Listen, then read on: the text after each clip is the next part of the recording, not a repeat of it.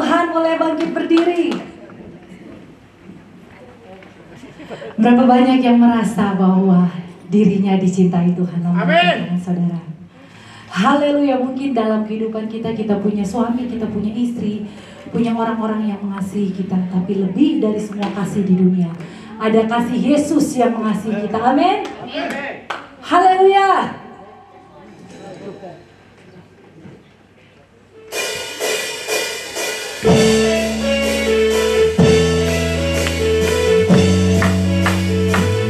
Kami bersyukur untuk kasih-Mu yang besar, cinta-Mu yang besar buat setiap kami, terlalu besar untuk kami pahami. Dipahami besar cintanya bagiku, sangat mustahil untuk diselami. Hebat kuasanya bagiku, cintanya besar, kasihnya lebar, Dia sangat besar bagiku. Cinta Tuhan, cintanya besar, kasihnya lebar, Dia maha besar bagiku. Ku dicintai, dianugerahi, dalam bumi segala akal. Ku dicintai, dianugerahi, dalam bumi segalanya. Semuanya untuk menanggung Tuhan.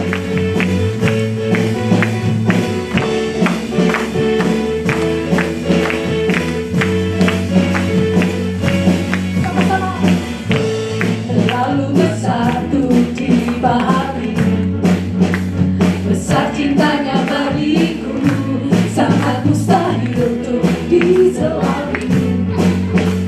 Hebat kuasanya bagiku, cintanya besar, kasihnya lebar, Dia maha besar bagiku. Cinta Yesus, cintanya besar, kasihnya lebar, Dia maha besar bagiku. Ku dicintai, dianugerahi, dalam bumi segala akal. Ku dicintai, dianugerahi, dalam bumi segalanya.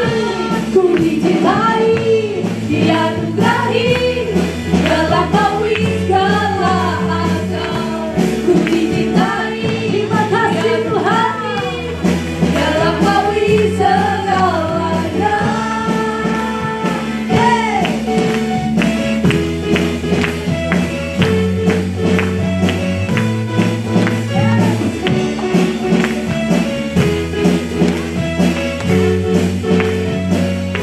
Sama-sama cintanya besar, kasihnya lebar, kuasanya besar bagiku. Cinta Yesus, cintanya besar, kasihnya lebar, Dia maha besar. Sama-sama.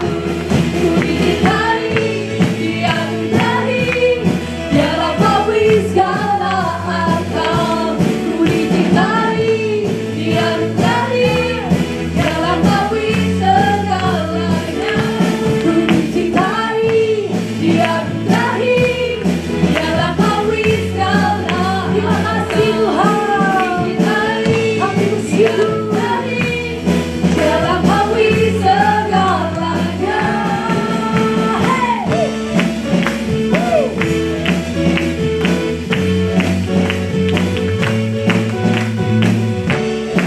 Kami bersyukur Tuhan.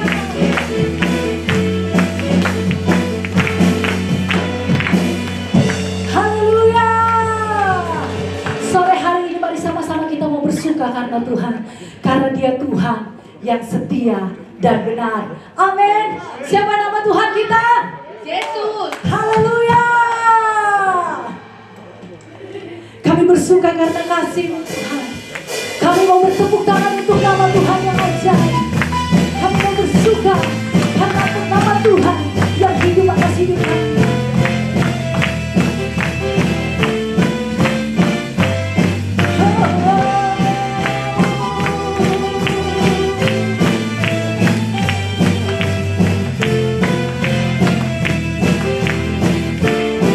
Mari dengan hati yang bersuka.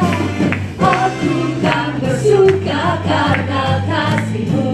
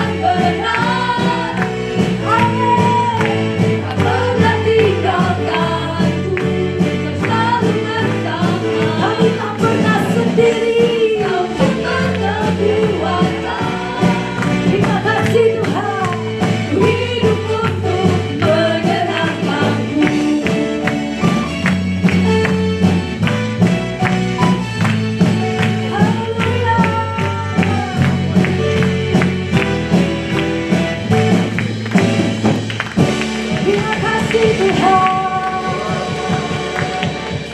Cuma silakan duduk.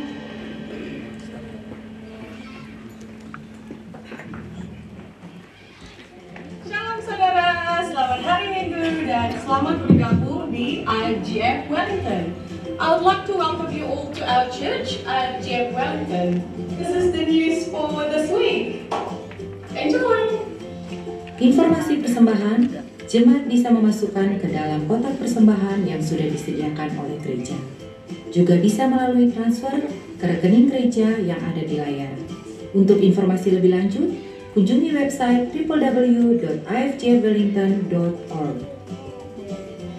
Retret IFGF Wellington akan diadakan pada tanggal 2 April sampai 4 April. Bagi yang belum mendaftar, bisa mendaftar melalui website ifjwellington.org. Jika ada pertanyaan, bisa ditanyakan kepada ketua iCare masing-masing atau bisa menghubungi Anthony. Registration for water baptism is open from now until the 31st of March. You can scan the barcode for registration, or for more information, please contact Om Simon after the service. Registrations for child dedications are open from now until the 28th of February. For more information, contact your care leader. Women's care is on Tuesday, 23rd February at 11 a.m. at Chloe's residence. Men's Care akan diadakan pada hari Sabtu 7 Februari jam 6 sore di rumah Anthony. iCare Jumat ini tanggal 26 Februari jam 6.30 malam. iCare Wilhan di rumah Wilhan dan Chloe. iCare Jimmy di rumah Jimmy dan Anna. iCare Risha di rumah Anthony dan Faira. iCare Tirsa di rumah Martin dan Tirsa. And that's the news for this week. Have a blessed Sunday everyone and see you again.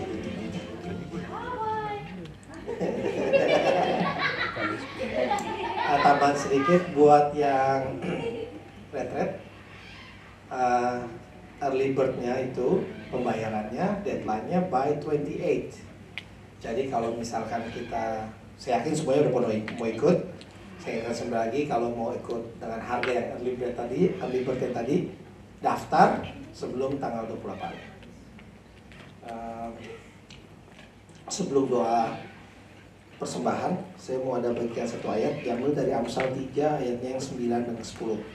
Berkata, muliakanlah Tuhan dengan hartamu dan dengan hasil pertamamu dan dari segala penghasilanmu, maka lumbung-lumbungmu akan diisi penuh sampai melimpah-limpah, dan bejana pemerahanmu akan meluap dengan air buah anggurnya. Amin. Saya undang untuk kita berdoa untuk persembahan ini. Tuhan Yesus, Bapa yang surga, terima kasih ya Tuhan, Kau baik dalam kehidupan kami ya Tuhan, Kau nyata dari dulu hingga saat ini ya Bapa. Terima kasih Tuhan Yesus, kalau kami bisa sampai saat ini ya Tuhan, itu hanya kemurahan Engkau ya Tuhan. Tuhan Yesus, terima kasih buat berkat yang Kau berikan buat kami melalui pekerjaan yang kami lakukan 1 minggu penuh ya Tuhan. Sebentar lagi kami akan mengambil persembahan ya Tuhan, berkati tangan-tangan yang memberi ya Bapa. Kau cukupi mereka ya Tuhan, biarlah bisa memberikan dengan kerelaan hatinya ya Bapa. Tuhan Yesus, biarlah kami juga mengucap syukur ya Tuhan dengan hasil pertama kami ya Tuhan. Kami akan berikan, mau belajar untuk mengerti akan firman Tuhan dan belajar untuk melaksanakan firman Tuhan ya. Kami mau berikan itu hanya untuk kemuliaan nama Tuhan. Terima kasih Tuhan Yesus, ampuni segala dosa dan salah kami. Yesus syukur, haleluya, amin. Saya undang semua untuk bangkit berdiri. Kita sama-sama akan mendoakan doa Bapa kami. Bapa kami yang di surga, dikuduskanlah namamu, datanglah kerajaanmu, jadilah kehendakmu di bumi seperti di surga. Karena kami pada hari ini makanan kami yang secukupnya, dan ampunilah kami akan kesalahan kami, seperti kami juga mengampuni orang yang bersalah kepada kami. Janganlah membawa kami dalam pencobaan, tapi lepaskanlah kami daripada yang jahat. Karena Kaulah yang punya kerajaan dan kuasa dan kemuliaan sampai selama-lamanya. Amin. Silakan duduk jemaat Tuhan.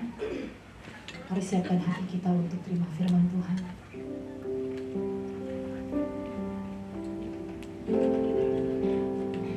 Dalam sikap doa kita mau hampiri Tuhan.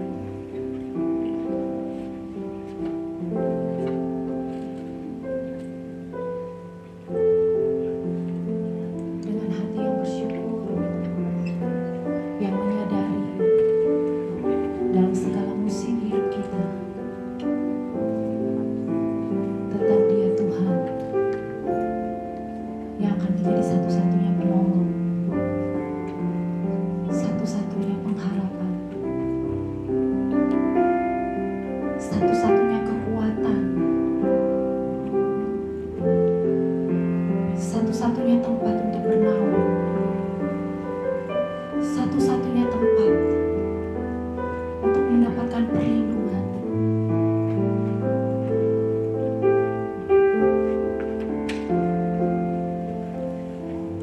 Mungkin dalam setiap hidup kita menghadapi pergumulan yang berbeda-beda. Tahun lalu kita menghadapi pergumulan yang berbeda. Tahun ini kita menghadapi pergumulan yang berbeda.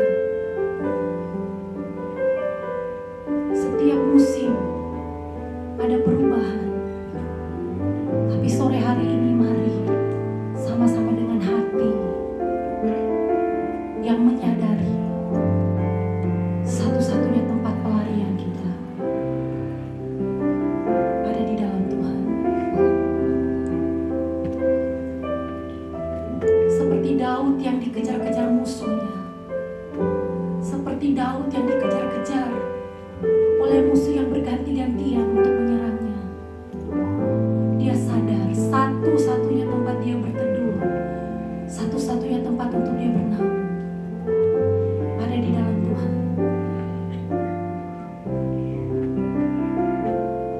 Saudara, terkadang kita tidak sadar dalam menghadapi pergumulan mungkin ada banyak kenyamanan yang ditawarkan oleh dunia ini.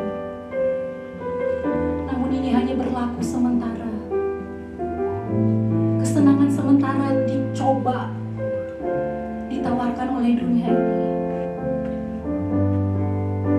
Tapi sore hari ini mari kita mau datang kepada Tuhan, berseru kepada Tuhan, satu-satunya tempat perlindungan.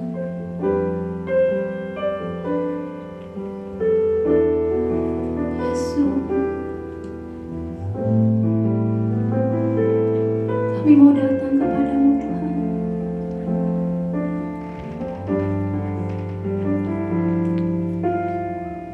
Haleluya, haleluya. Yesus Tuhan, kami angkat suara kami. Terima kasih, bawa hidup kami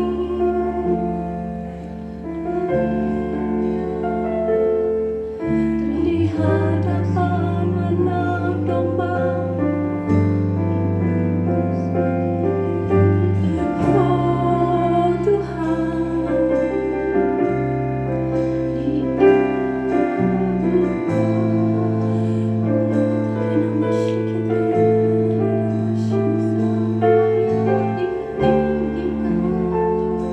kekuatan kami hanya datang daripadamu Tuhan. Pertolongan kami hanya datang daripadamu Tuhan. Sebab janjimu Tuhan, be still, be still.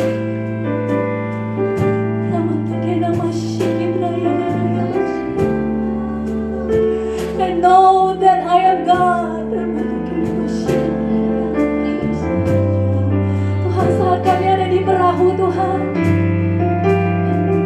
terkadang ombak kekhawatiran melanda hidup kami Tuhan. Ombak ketakutan datang Tuhan. Ombak keraguan mulai mencoba membimbangkan hati kami Tuhan. Tapi kami percaya saat dalam perahu hidup kami ada Yesus. Engkau yang menghardik setiap ombak Tuhan, setiap pergumulan hidup kami. Engkau memberikan ketenangan Tuhan. Yesus Tuhan, terima kasih Tuhan. Hati kami tenang di dalam Engkau. Kami tahu Engkau Tuhan yang hidup.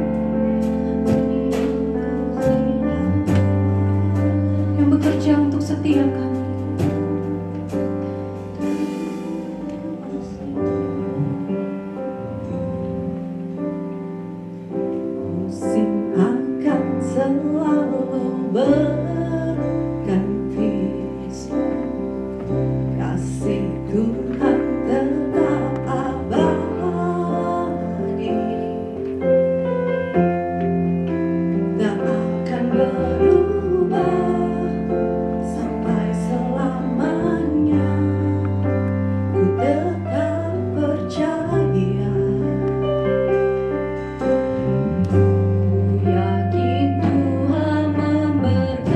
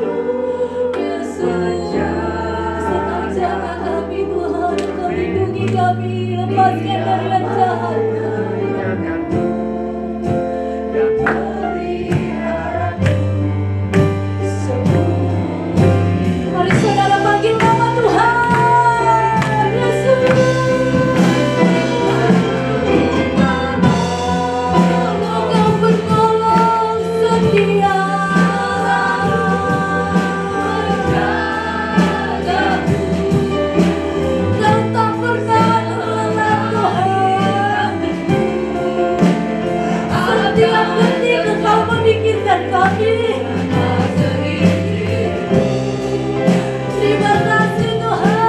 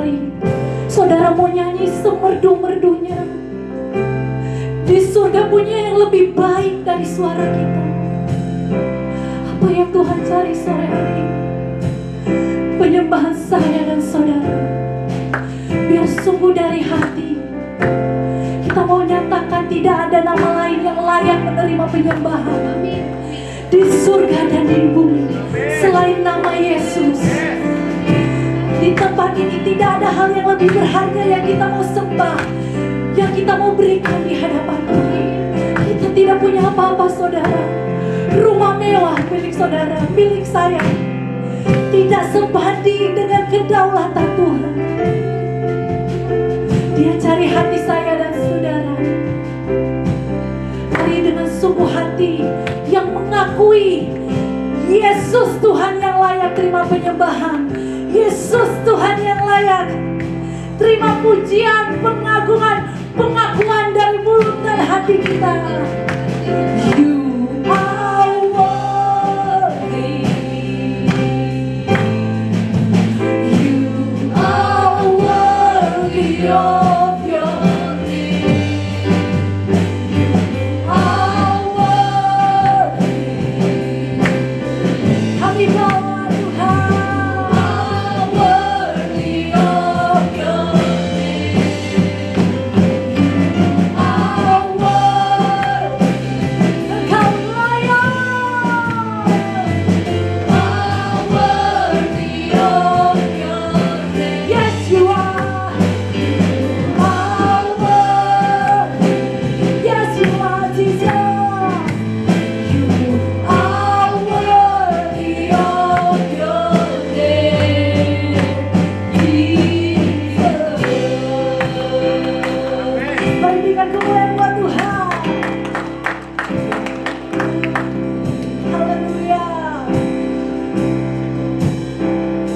You're my author, my maker, my ransom, my savior, my refuge, my hiding place. My hiding place. My healer, my answer, Jesus. My answer, my saving grace. My hope in the shadow, my strength in the battle, my angel for all my days. My side has stood unblessed, declares no other name. Only Jesus, no other name. How worthy, yes you are, yes you are. Worthy of your segala hidup kami Tuhan.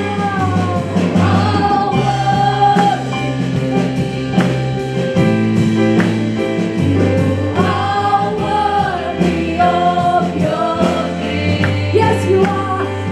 You are worthy. You are worthy of your name, Jesus. Terima kasih Tuhan. Benar Tuhan, Kau mengerti Tuhan. Biar nanti. Terima kasih atas kebaikan bagi hidup kami semua Tuhan. Kau melayakan kami, Kau menebus kami Tuhan. Jadikan kami sebagai biji mata. Terima kasih Tuhan. Amin. Tuhan, tadi kami akan mendengarkan firman-Mu, Kau sempurnakan kata-kata yang keluar dari mulut hamba-Mu Tuhan.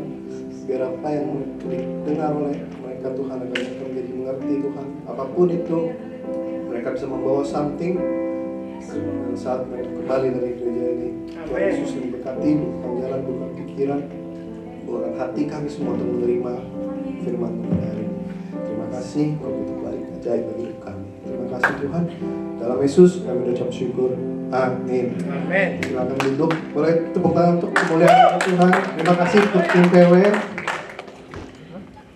Shalom semua. Shalom.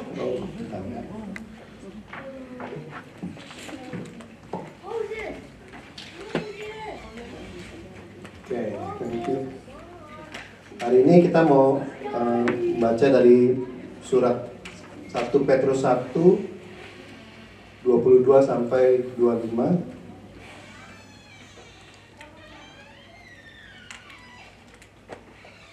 Boleh klik next ya. Boleh kita baca sama-sama ya. 1, 2, 3. Karena kamu telah menciptakan dirimu oleh ketaatan kepada kebenaran, sehingga kamu dapat mengamalkan kasih kesaudaraan yang tulus ikhlas. Hendaklah kamu sungguh-sungguh saling mengasihi dengan segenap hatimu. Karena kamu telah dilahirkan dari benih yang matang, tapi dari benih yang tidak matang, oleh firman Allah yang hidup dan yang kekal.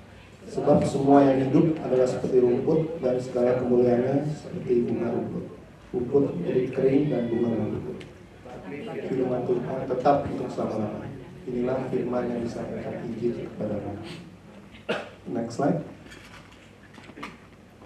Karena itu, buanglah segala kejahatan, segala tipu muslihat, dan segala macam kemunafikan, kedengkian dan fitnah, dan jadilah sama seperti bayi yang baru lahir, yang selalu ingin akan susu yang murni dan yang rohani, supaya olehnya kamu tumbuh dan luar biasa.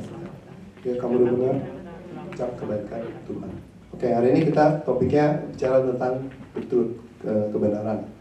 Kita di saat zaman kita ini sekarang seringkali kita di sosial media ataupun di internet itu gampang sekali orang menyebarkan berita-berita yang palsu atau hoax ya, terkenalnya sekarang. Kadang-kadang mungkin saking banyaknya kita pun nggak tahu yang mana yang benar. Bisa jadi benar atau enggak kita nggak ngerti. Mungkin kadang-kadang bahkan media-media yang sudah terkenal pun bisa memberitakan hal yang kurang benar. Kita sendiri jadi mungkin bingung ya, jadi tersesat. Jadi tapi ya, kenapa orang suka melakukan seperti itu?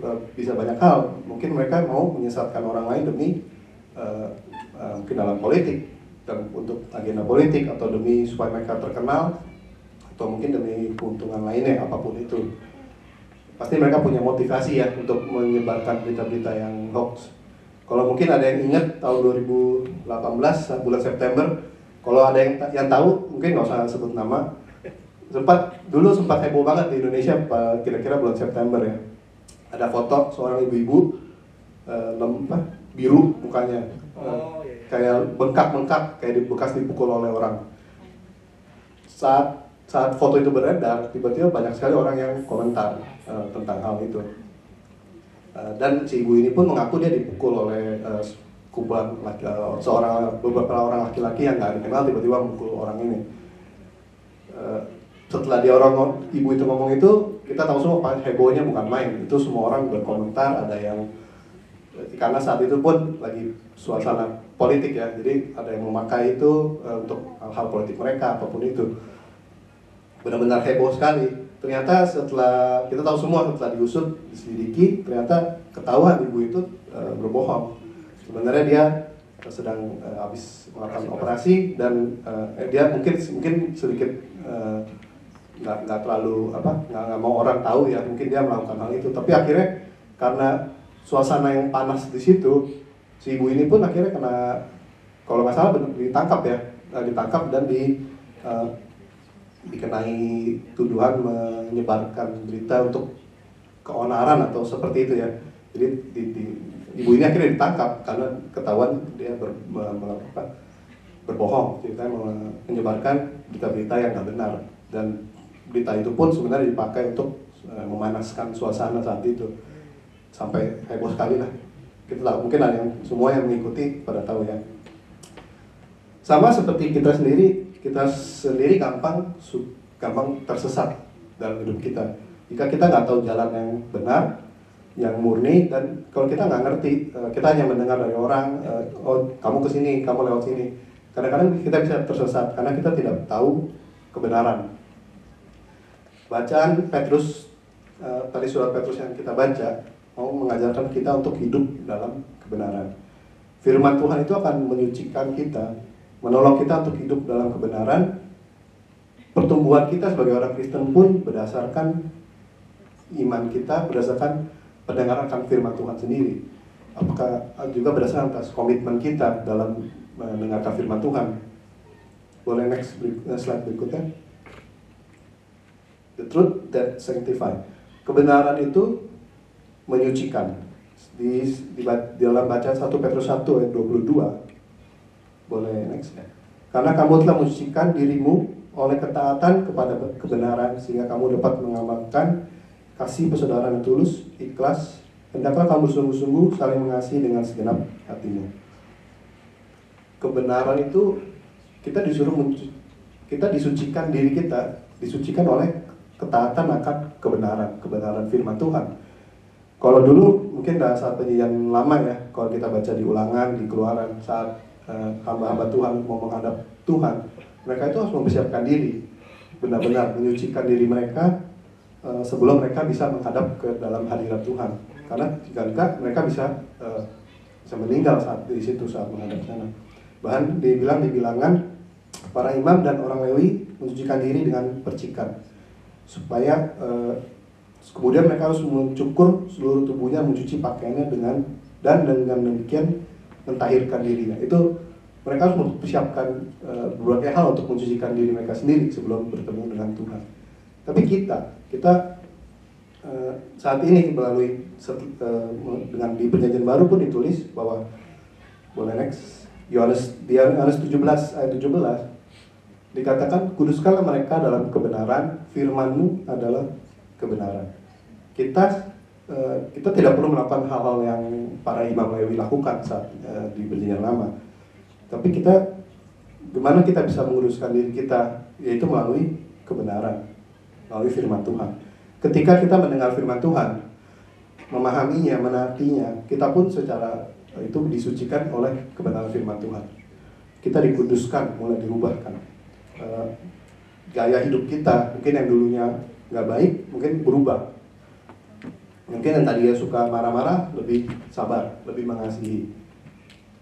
Semuanya itu dimulai dari nggak berubah secara langsung ya, pasti itu ada tahapnya.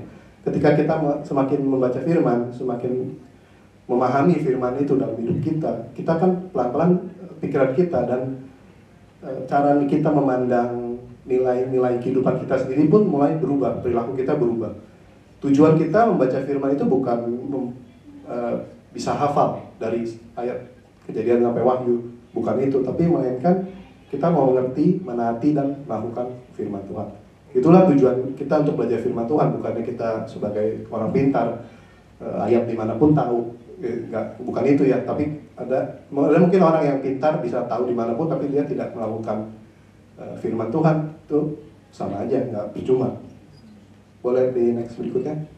Di Matius 7 ayat 24 berkata, setiap orang yang mendengar perkataanku dan melakukannya, ia sama dengan orang yang bijaksana yang mendirikan rumahnya di atas batu.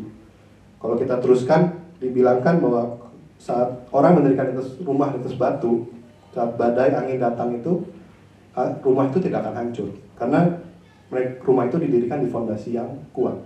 Tapi kebalikannya, ada orang yang tidak mau mendengar firman Tuhan dan tidak melakukan, itu seperti orang yang membangun rumah di atas pasir.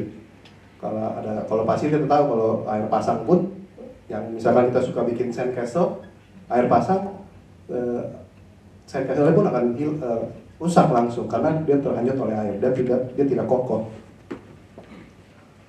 Seperti itu juga kita, saat kita hidup, saat kita melakukan firman Tuhan dan mengerti firman Tuhan, saat ada kesusahan, mungkin ada pencobaan datang bagi hidup kita, ada sedikit, mungkin ada penyesatan atau apapun, kita bisa berdiri teguh karena kita berdiri di dalam firman Tuhan. Kita tahu kebenaran dan kita berdiri, firman Tuhan menjadi batu bagi kita, batu karang untuk hidup kita.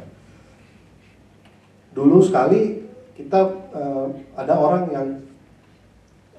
seorang laki-laki yang sangat tidak suka kepada pengikut-pengikut Kristus. Orang ini orang ini malah mencari orang pengikut Kristus untuk dibunuh, untuk dianiaya oleh orang ini. Tapi pada suatu hari orang ini berjalan ke sebuah kota. Tiba-tiba Tuhan Yesus menampakkan diri kepada orang ini, dan dia pun setelah itu dia pun berubah 360 derajat. Yang tadinya suka mengenai aniaya orang-orang percaya, tapi orang ini malah menjadi salah satu penulis Alkitab di Perjanjian Baru. Namanya Paulus. Kita tahu Paulus itu dari dulunya Saulus, dia berubah menjadi Paulus. Karena dia bertemu Tuhan, saat dia bertemu Tuhan itu dia benar-benar perubahan hidupnya benar-benar 320 derajat ya, benar-benar berbalik sekali 180 derajat. Yang tadinya membunuh, malah sekarang memberitakan kebenaran firman Tuhan. Itulah, dan dia pun disucikan melalui pertemuan dengan Tuhan. Tuhan itu kebenaran, firman Tuhan adalah kebenaran, dan Tuhan sendiri adalah kebenaran. Next slide-nya boleh. Poin berikutnya adalah kita mau hidup dalam kebenaran. Boleh kita next slide. Kita baca dari 1 Petrus 2 ayat 1. Boleh sama-sama yuk. 1, 2, 3. Karena itu buanglah segala kejahatan, segala tipu muslihat, dan segala macam kemunafikan, kedengkian, dan fitnah. Ini salah satu kita untuk hidup dalam kebenaran, kita harus menjauhkan diri kita dari semua hal ini. Segala kejahatan, tipu muslihat, kemunafikan. Memang saya sendiri percaya nggak segampang itu kita tiba-tiba percaya mendengarkan firman Tuhan, karena tiba-tiba kita jauh dari semuanya ini. Kita semua pasti masih melakukan hal-hal tertentu yang kita belum bisa kita lepaskan. Tapi saya yakin semakin kita dekat dengan Tuhan, semakin kita belajar firman Tuhan, kita hidup dalam kebenaran, Roh Kudus yang akan membimbing kita, yang akan membantu kita menjadi hidup lebih benar. Kita tahu sering dengar, mungkin ada namanya orang suka pakai seperti topeng rohani. Kita datang ke gereja hari Minggu pakai topeng yang baik, perilaku baik, baju baik, semua yang baik keluar ya. Tapi setelah pulang dari gereja, copot semua, langsung kata-kata apapun yang kata-kata kasar, kata-kata yang kamu ngatain orang, fitnah orang, semua keluar di situ. Waktu itu saya pernah dengar dari salah satu sharing seseorang, pernah dibilang dia ini bapak pendeta, jadi dia pas pulang diantar supir oleh salah satu supir majelisnya kalau nggak salah. Terus dalam perjalanan itu supirnya bertanya, Pak, saya lagi cari kerjaan baru Pak. Terus pendetanya kaget, kenapa kamu cari? Oh iya, ternyata si supir ini nggak betah bekerja dengan majelis ini, karena ternyata majelis ini setelah kalau udah pulang gereja atau apapun itu, di mobil keluar semua kata-kata kasarnya, kata-kata jahatnya. Dan namanya juga supir ya, kan dia nyetir, tapi kan telinga tetap mendengar apapun yang dia katakan. Yang pendetanya pun kaget, ternyata seorang yang cukup dia pandang di gereja itu pun di gereja baik ini semua, tapi ternyata di luar ya ini ya, maksudnya karena di Indonesia kan supir itu semua mereka walaupun nggak terlalu kelihatan, tapi mereka tetap di situ, mereka tetap mendengarkan, melihat perilaku orang ini. Jadi apapun yang kamu lakukan, ya orang supir, mungkin ada yang punya pembantu, mereka tahu sebenarnya siapa kamu. Terus mungkin kalau majelis ini ngomong mau ngotbahin supirnya mungkin geleng-geleng kepala. Kamu seperti itu aja masih berani ngotbahin saya, mungkin saya lebih baik. Saya sifatnya mungkin lebih baik daripada kamu. Itulah topeng namanya kayak seperti topeng rohani ya. Kita kadang-kadang dalam gereja kita pasti saling baik, saling apapun itu kita saling baik lah. Cuma di luar itu kita bisa mencopot, dan yang tahu itu adalah orang-orang yang dekat dengan kita. Saya waktu itu rokok 2-3 minggu lalu ya, tes driving license pertama kali. Saya pergi sama saya nemenin dia. Terus kan dia nggak berhasil yang pertama. Terus pada saat perjalanan pulang, saya bilang sama dia, kamu berikutnya nggak usah dianterin juga nggak apa-apa. Kamu bilang aja kalau orangnya nanya, kamu bilang aja iya saya tadi pergi berdua, tapi atau orangnya lagi pergi ke toko. Terus setelah saya ngomong itu saya sadar, oh iya sorry rokok, jangan diikutin ya, itu saya bohong. Saya malah mengajarkan dia untuk berbohong. Kadang-kadang hal itu hal kecil sebenarnya, cuma kadang-kadang sebenarnya itu bohong. Saya jadi malah ngajarin si rokok yang bohong. Itu rokok mengajak ibu Tirsa dan dia lulus sekarang. Hal-hal kecil itu pun nggak gampang buat kita buat saya pun nggak gampang karena mungkin kebiasaan ya, karena kebiasaan kita ngomong dibilang kita mencoba mencari cara untuk mungkin itu dibilang white lie, nggak nggak merugikan siapapun sebenarnya. Saya nggak merugikan rokok, nggak merugikan orang lain, tapi tetap aja itu saya mengajarkan dia, malah saya ngajarin bohong. Nggak ini ya, walaupun makanya nggak gampang, tapi dengan adanya kita mengerti baca firman, kita belajar firman, kita bisa mengerti bahwa kita itu salah. Kalau kita nggak menyadari itu salah, kita pikir itu biasa aja. Tapi saat itu saya bisa menyadari bahwa itu adalah walaupun kecil itu tetap kesalahan, suatu ya, kebohongan istilahnya. Nextnya boleh kita baca dari Efesus 4 ayat 17.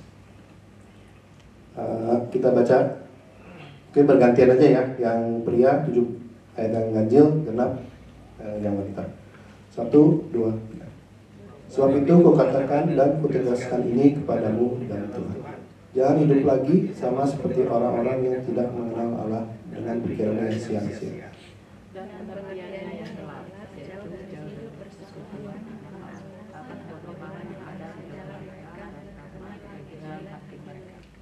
Next. Sehingga mereka mengatakan diri kepada orang asing dan menegakkan dengan serakah segala macam cemara. Tapi kamu bukan demikian, kamu telah belajar mengenal Kristus. Next, 21. Karena kamu telah dengar tentang Dia dan menerima pengajaran dalam Dia, menurut kebenaran yang nyata dalam Yesus. Yaitu bahwa kamu berhubung dengan kehidupan kamu yang dahulu, harus meninggalkan manusia lama yang sudah mengikuti dasarnya, nafsunya yang besar. Next, 23. Supaya kamu diperbarui dalam roh dan pikiranmu. Dan mengenakan manusia baru yang telah diciptakan menurut kehendak Allah di dalam kebenaran dan kekudusan yang sesungguhnya. Jadi Paulus sebagai orang yang sudah percaya pada Kristus, pada Yesus, kita harus menanggalkan manusia yang lama. Maksudnya adalah segala hal-hal yang perbuatan kita yang tidak baik, yang jelek, yang jahat, yang hidup seenak, yang sesuai dengan apapun yang kita mau kita lakukan, kita harus tinggalkan semuanya itu. Kita harus mengenakan sebuah manusia yang baru. Dan manusia yang baru itu dilihat dari mana? Bukannya baju baru, bukannya rambut baru atau warna rambut baru, tapi adalah pikiran, perbuatan, karakter kita yang berubah menjadi lebih baik. Amin. Di Galatia 5 ayat 22 dikatakan, tapi buah roh ialah kasih, sukacita, damai sejahtera, kesabaran, kemurahan, kebaikan, kesetiaan, kelemah lembutan, penguasaan diri. Tiada hukum yang menentang hal-hal itu. Saya yakin bahwa maksudnya saat kita mengenakan manusia yang baru, saat kita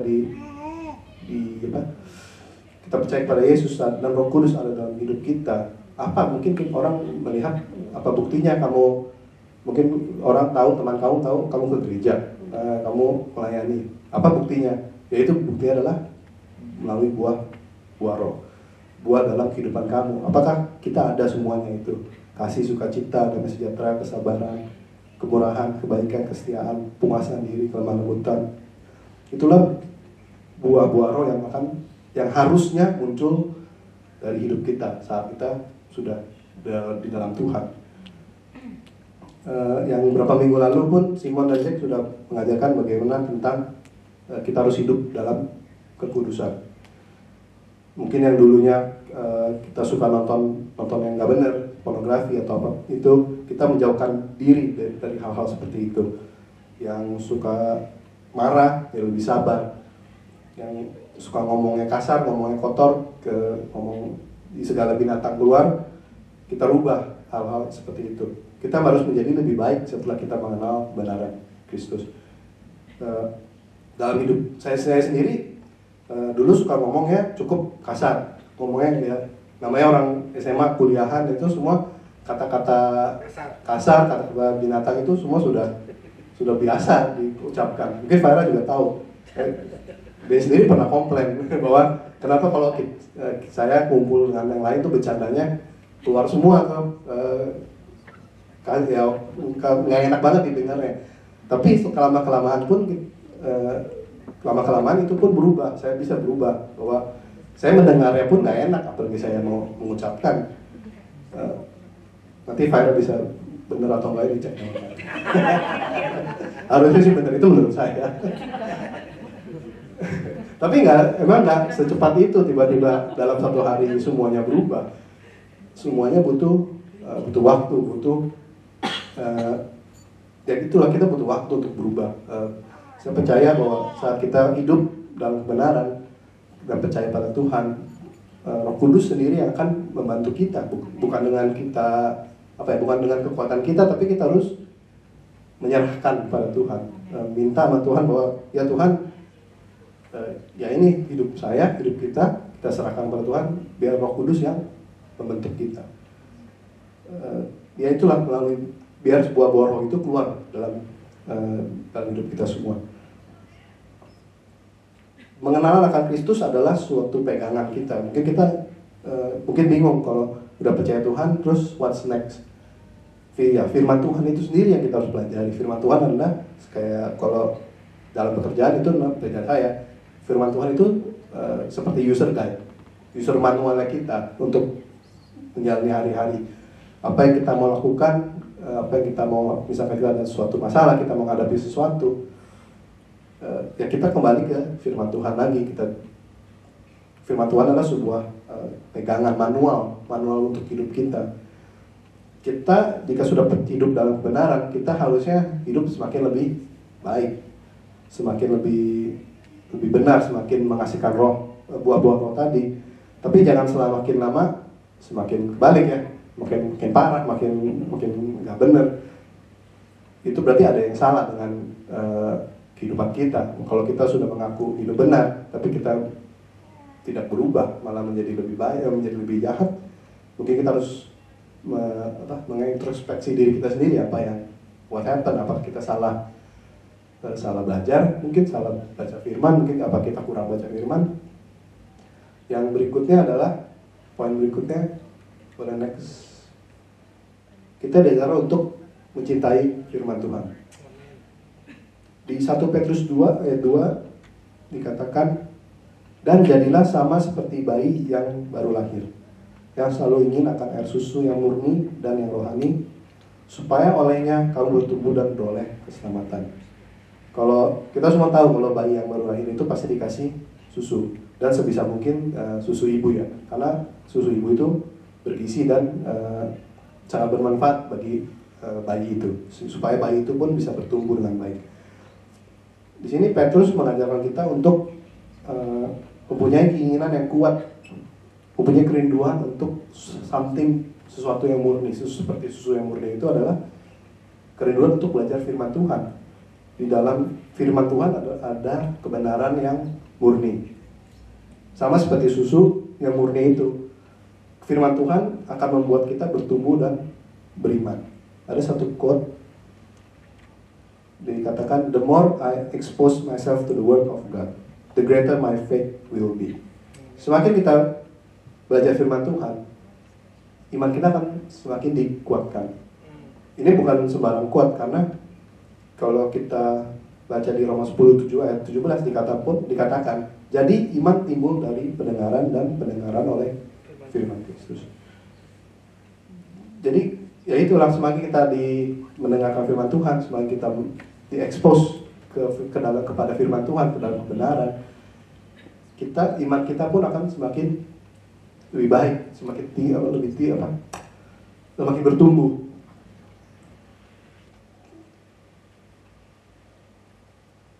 Jadi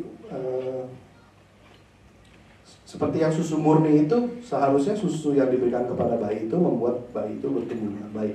Sama seperti kita, ya kita diberikan firman Tuhan, harusnya kita semakin bertumbuh lebih baik, semakin lebih sehat, bukannya semakin lemah, bukannya semakin jauh dari Tuhan, tapi kita harus seharusnya kita harus menjadi lebih baik dan bertumbuh.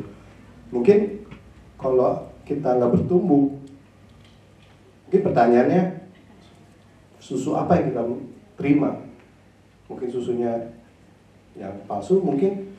Tapi kenapa firman Tuhan, apakah firman Tuhan itu bisa membuat kita menjadi tidak baik?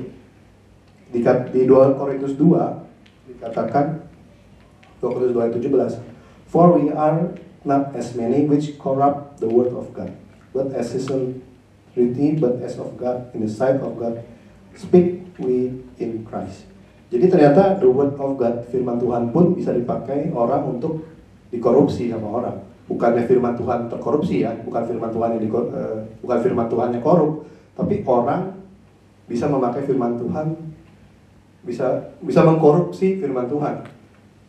Maksudnya dengan cara apa? Mungkin itu tadi saya bilang, kalau kita belajar firman Tuhan, kita seharusnya semakin bertumbuh. Tapi kalau kita tidak bertumbuh, Mungkin kita harus bertanya, apakah apa yang salah? Apakah mungkin kebenaran yang kita terima itu sudah dikorupsi? Mungkin aja, bisa jadi. Salah satu contohnya mungkin adalah yang kita suka dengar, kadang-kadang orang suka bercerita tentang perpuluhan. Selalu suka bilang, kamu beri perpuluhan, Tuhan akan beri kamu ratusan kali lipat, ribuan kali lipat.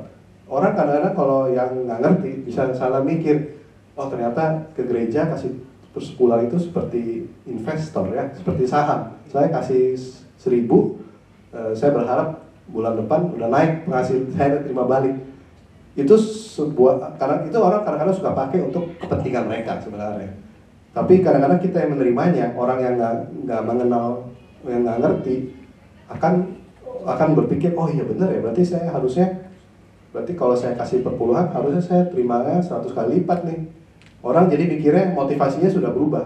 Yang tadinya kita memberi untuk karena kita mau mengasihi kepada gereja, kepada Yesus, malah kita motivasinya adalah memberi untuk mendapatkan keuntungan. Atau mungkin kenapa kita tidak bertumbuh? Mungkin karena kita hanya mau mendengar firman Tuhan yang cocok untuk kita. Kalau firman yang nggak cocok, kita langsung tutup telinga. Kita langsung tidak mau mendengar. Itu bisa juga.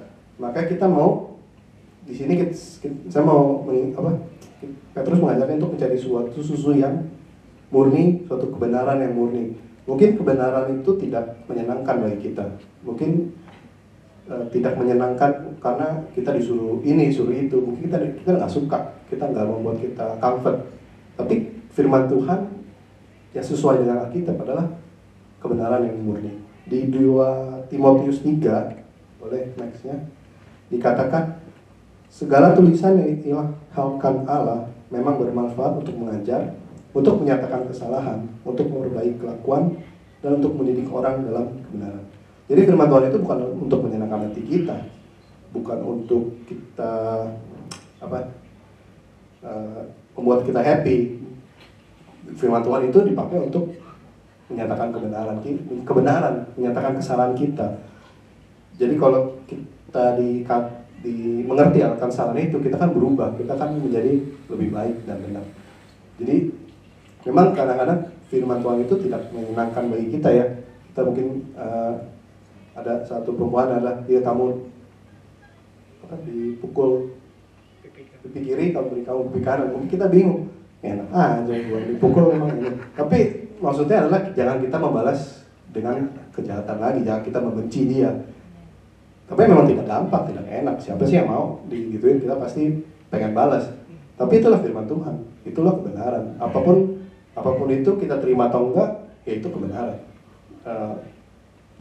Ya saya percaya nggak gampang, tapi jika kita mau mencoba menerima dan percaya bahwa itu adalah yang kita yakin bahwa kita mau terima firman itu, Roh Kudus yang akan bekerja dalam hidup kita. Bukannya jadi sebenarnya kita itu nggak bisa, tapi Roh Kudus yang memampukan kita untuk berbuat itu. Tadi di 1 Petrus 2 ayat 2 pun dikatakan, kalau versi Inggrisnya, like a newborn baby, you must crave pure spiritual milk. Crave itu artinya kamu harus to want greatly. Kamu harus mempunyai keinginan yang kuat untuk kalau dibilang bayi itu punya keinginan yang kuat untuk mendapatkan susu. Jadi kita ingin diingatkan pada hari ini adalah untuk mempunyai keinginan yang kuat untuk kebenaran. Artinya firman Tuhan, kita diajarkan untuk selalu cari firman Tuhan. Artinya kita diajarkan untuk crave, benar-benar ingin gitu. Jangan cuma seperti bayi, mungkin kalau mau susu, kalau dia nggak nangis nggak dikasih, nggak dipakai, dia harus menangis. Karena dia nggak bisa ngomong, dia nangis sampai dikasih susu dia diam. Petrus mau nyuruh kita seperti itu, seperti bayi yang mau sesuatu yang murni. Kita harus cari, jangan kita cari nggak ketemu, mungkin kita nggak ngerti, udah kita ini. Tapi kita mau di-encourage oleh hari ini untuk mencari terus. Di Mazmur 1 ayat 2 dikatakan, Boleh next. Tetapi yang kesukaannya ialah Taurat Tuhan dan yang merenungkan Taurat itu siang dan malam. Kalau mau jujur, nggak gampang ngomong tentang ayat ini. Karena saya yakin kita semua nggak bisa, saya bukan yakin kita ya, saya nggak bisa merenungkan itu siang dan malam. Kita bekerja atau apapun, sangat sulit ya memberikan waktu seperti ini. Tapi ya inilah firman Tuhan, kita diajarkan untuk merenungkan firman itu siang dan malam. Artinya mungkin kita di setiap dalam pekerjaan, dalam kehidupan kita diingatkan untuk selalu baca firman Tuhan, merenungkan firman Tuhan setiap saat, dari siang dan malam, hampir setiap saat. Jangan sampai kita banyak alasan kecapean atau mungkin kita udah ngantuk. Tapi kalau kita lagi nonton film bisa maraton dari pagi sampai habis. Tapi pas baca Alkitab kita satu pasal udah cukup, enough for today. Tapi nggak, ya itu maksudnya nggak gampang.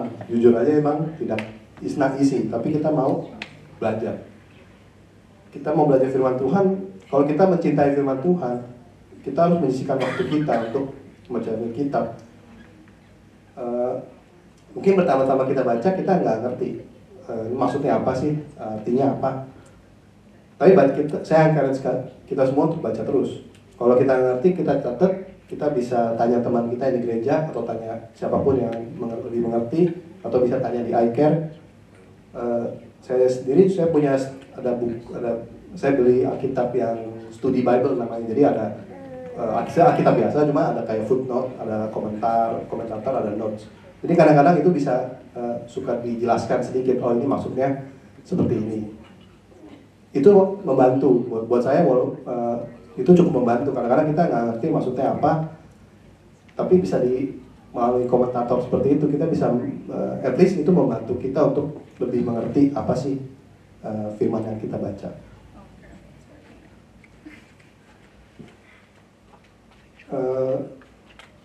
Kita di New Zealand ataupun di Indonesia, kita masih gampang untuk mendapatkan Alkitab. Kita masih diberi kebebasan, cukup diberi kebebasan ya untuk membaca Alkitab, untuk mempunyai Alkitab sendiri. Sampai mungkin karena kita saking bebas ya, mungkin kita punya Alkitab yang nggak pernah disentuh sama sekali, yang masih bersih, masih di package. Tapi ada di satu negara Alkitab itu sangat sulit didapatkan, yang benar-benar pure Alkitab asli, maksudnya bukan yang telah dimodifikasi oleh siapapun itu ya. Di suatu negara ada, jadi Alkitab yang benar itu dilarang dan dia harus disaring. Misalnya kalau mau masuk negara itu, kita nggak boleh bawa Alkitab. Alkitab yang diedarkan di negara itu pun harus dipersetujui oleh pemerintah. Ada seperti itu. Bahkan yang dari yang saya tahu, maksudnya dari kesaksian orang-orang, mereka yang benar-benar mempunyai keinginan kuat untuk mengerti firman Tuhan, mereka akan pergi ke bukannya ke gereja terbuka seperti ini, mereka mencari gereja yang underground, yang di bawah, yang istilahnya yang di rumah-rumah yang kecil, yang bisa mereka bilang perginya bisa pagi-pagi jam 4 jam 5. Kenapa? Supaya mereka nggak ketahuan. Dan mereka ternyata mereka tidak punya Alkitab seperti kita. Mereka itu Alkitabnya semua dirobek-robek. Karena Alkitab itu dirobek-robek dan mereka bagikan ke setiap orang. Jadi setelah orang itu selesai, mereka oper, kasih lagi. Jadi oper-operan. Karena Alkitab yang benar-benar yang pure itu nggak diperbolehkan. Jadi mereka sampai saya dengar di salah satu kesaksian adalah mereka ada seorang penginjil yang datang. Jadi ya istilahnya kalau kita ilegal ya, dia datang untuk menginjil, sebenarnya nggak boleh. Dia disuruh menginjil dari jam 8 pagi sampai jam 7 malam. Terus setiap hari, terus orangnya nanya, kamu mau saya khotbah apa? Kamu baca aja dari Kejadian sampai Wahyu. Kenapa? Karena ternyata orang penginjil ini baru tahu bahwa mereka nggak punya Alkitab. Mereka mau mendengarkan. Jadi dia baca aja dari Kejadian sampai Wahyu. Orang yang mendengarkan itu mau, walaupun sampai dia bilang suruh jam 8 sampai 7. Jadi nggak usah break, ajar terus. Maksudnya karena mereka punya kerinduan, craving. Kalau kita, ya maksudnya kita di sini semua masih ada kesempatan untuk terbuka, untuk bebas, untuk membaca firman, untuk punya Alkitab. Jangan kita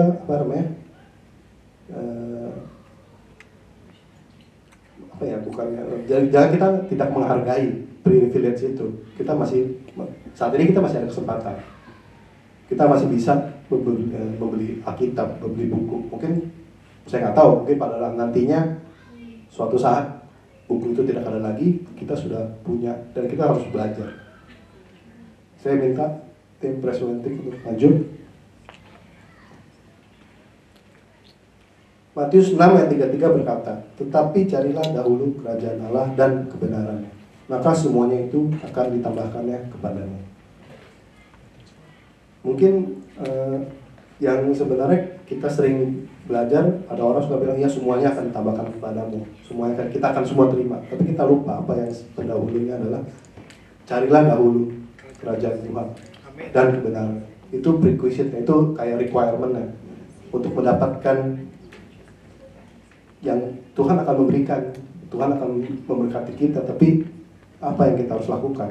Kita carilah dahulu kerajaan Tuhan dan kebenarannya. Kebenarannya adalah firman Tuhan itu. Seperti yang tadi saya bilang, firman Tuhan adalah sebuah panduan hidup kita.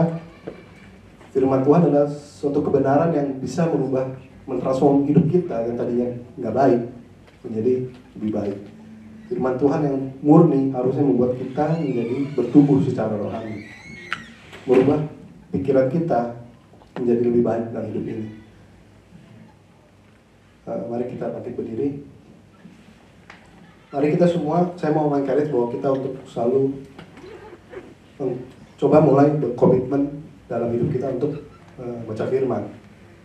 Mungkin nggak gampang, tapi saya yakin kita semua yang hadir di sini, kalian datang ke sini pasti mau mendengarkan firman Tuhan, bukannya hanya untuk ketawa-tawa atau apapun. Tapi kita mau datang ke sini untuk mendengar firman Tuhan, mendengar kebenaran Tuhan. Mungkin di kesempatan kali ini kita mau pakailah untuk kembali berkomit dalam hidup kita. Kita mau bilang, Tuhan, yes, saya mau untuk kembali belajar firman. Memang gak gampang, tapi kita harus semua harus berkorban waktu untuk baca firman itu. Firman Tuhan adalah kebenaran. Jika kita mau diubahkan, kita harus punya komitmen. Kita harus melakukan bagian kita dan membiarkan Tuhan melakukan bagiannya.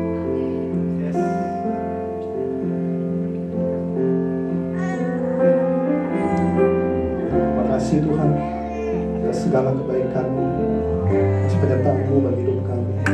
Terima kasih Tuhan, kami bisa mendengarkan firman-Mu, firman yang murni, yang benar Tuhan. Terima kasih Tuhan segalanya.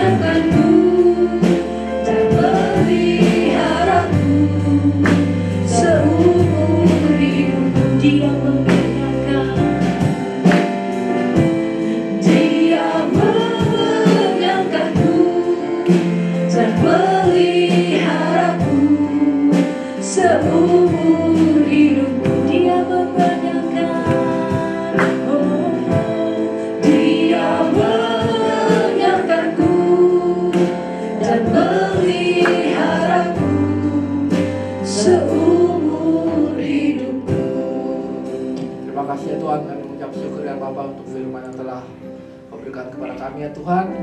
Antoni Bapak, kami mengucap syukur ya Tuhan, bahwa kami semua telah mengenal apa itu kebenaran ya Tuhan. Ya Tuhan, ajar kami ya Tuhan untuk bisa terus mengikuti kebenaran-Mu ya, menghadap datangnya daripadamu ya Tuhan. Biarlah hati kami ya Tuhan terus selalu rindu ya Tuhan untuk membaca firman-Mu ya Bapa. Biarlah kami terus bisa berubah ya Tuhan untuk menuju hati yang benar ya Tuhan. Terima kasih ya Tuhan. Mari kita terima berkat. Jika Engkau dengan setia mendengar firman yang disampaikan pada hari ini dan dengan setia melakukan segala perintah yang disampaikan pada hari ini melalui Antoni, maka Tuhan akan mengangkat Engkau mengatasi bangsa segala di bumi. Diberkatilah Engkau pada waktu masuk dan diberkatilah Engkau pada waktu keluar. Tuhan akan mengirim musuhmu untuk berperang melawanmu, tetapi mereka akan terpukul kalah olehmu. Tuhan akan memberikan berkat di atas lumbungmu, di dalam segala studimu, dalam segala usahamu, dan di dalam pekerjaanmu. Kau akan selalu memberi pinjaman dan kau sendiri tak akan meminta pinjaman.